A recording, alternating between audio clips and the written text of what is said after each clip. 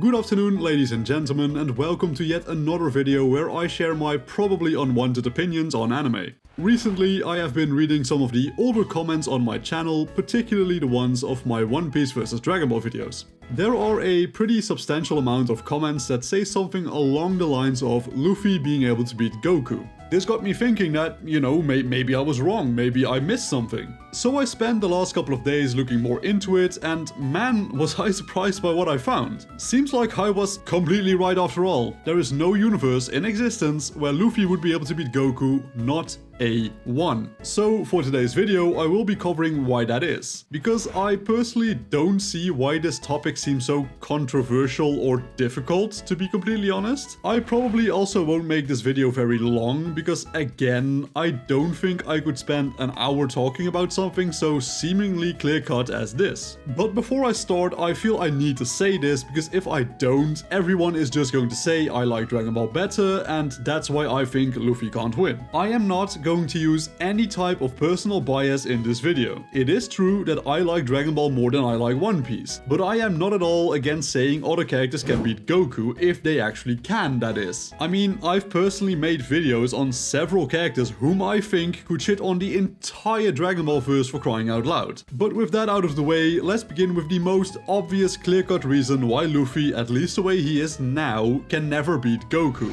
The first and really the most obvious reason is that Goku is just infinitely more powerful than Luffy is as a baseline. There is really not much to say there. Luffy's biggest feats of strength are stuff like sinking warships, destroying buildings, and fighting a dragon. And yes, I know that's me generalizing, but you get the point. Goku is out here tanking enemies that make entire planets explode all the way back during the Saiyan saga and Namek saga. There is no way in hell Luffy could tank that amount of power without experiencing Diavolo's infinite death loop. Luffy, even at his current max, is not nearly strong enough to even fight off base Goku on Namek, if you were to ask me, that is. He would get his rubbery ass handed back to him with an extra split in there. He would have 4 ass cheeks when Goku's done with him. In terms of raw power, Luffy will never ever catch up to Goku unless he suddenly starts eviscerating universes after eating the ass-pull devil fruit or some shit. In my opinion, the people who say that Luffy could beat Goku are pretty... I don't want to be too harsh, but pretty delusional. And guys, I get it. My favorite character is Yamcha. He can't beat Goku either. And I swear to God, man, if someone brings up that weird Toriko / One Piece / Dragon Ball crossover episode, I am going to look at them very disappointedly and very condescendingly. Yes, Goku got injured during that special, but do you honestly think that they would just write that scenario, which is supposed to promote all 3 anime franchises, in a realistic way where Goku curb stomps them? No, of course they wouldn't. Anyone who has like 5 seconds of experience in marketing anything at all will realize that straight away. Goku would annihilate Luffy without a doubt. But there is another reason people like to use as to why Luffy would win according to them. Let's talk about Gear 5th. Anyone who has not lived under a rock the past year or maybe 2, I can't quite remember exactly when Gear 5th was released, but they have certainly heard of the One Piece equivalent to a Super Saiyan. And I honestly have to agree there. Gear 5th looks sick as hell, and this fight with Kaido was also incredibly well done. But the problem comes with the people who utter my most hated phrase of the century: Luffy can beat Goku with Gear 5th because Gear 5th has Toon Force. I cannot begin how ass it is when you have to rely on barely existent concepts like Toon Force to give your guy a shred of a chance. The concept of Toon Force in and of itself is also just an ass pull and a half. I personally really hate the concept. Even within the confines of Dragon Ball, Arale has no reason to be smacking Vegeta around, man. Like, the shit makes no sense. But Luffy does not even have actual Toon Force, quote unquote. The reason people say he has them is because he fights like a Looney Tunes character in his Gear 5th form. But Gear 5th does not give Luffy the ability to say fuck you to reality. What Gear 5th actually does is give Luffy the complete freedom with his rubber-like powers. He can now, for example, influence his surroundings as well as himself with his rubbery devil fruit power, right? But he does not become Mickey Mouse, guys.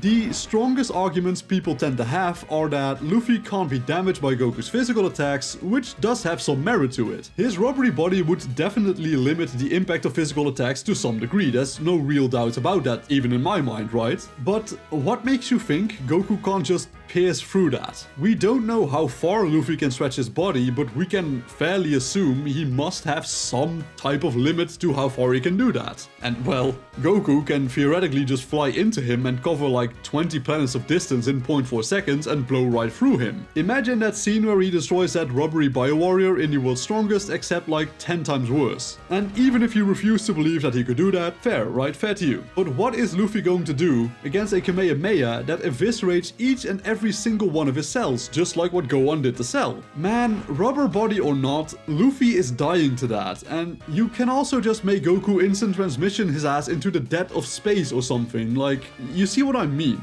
Luffy is a good character, no, a great character even. But the people who keep believing he could beat Goku are just, again, I don't want to be too harsh, but the first word that comes to mind is delusional. But just keep in mind that not every character has to beat Goku in order to be valid. Goku is just an abomination when it comes to power scaling. Just a number I'm throwing out here, right? But like, imagine, I don't know, 95% of all contestants will fail against Goku because who would have known? The godlike Superman clone is very fucking strong. But please don't take this as me invalidating One Piece. It's not my type of show for sure, but it has gotten this popular for a very good reason. And if anything, I think that One Piece's more realistic power scaling is one of its strongest assets. Dragon Ball can get pretty damn boring when everyone could fart planets into dust. At least One Piece has a much broader way to power characters up and to have them realistically grow. But yeah, that was pretty much it for today's video, guys. Like, let me know what you thought in the comments down below, and guys, please do be nice to each other. I don't want people fighting over some stupid shit like, you know, anime power scaling. Just saying, right? And with all that being said, ladies and gentlemen, thank you all so much for watching today's video. As per usual, I truly do appreciate every single viewer that takes the time out of their busy day to watch my content. I'm sure you have better things to do.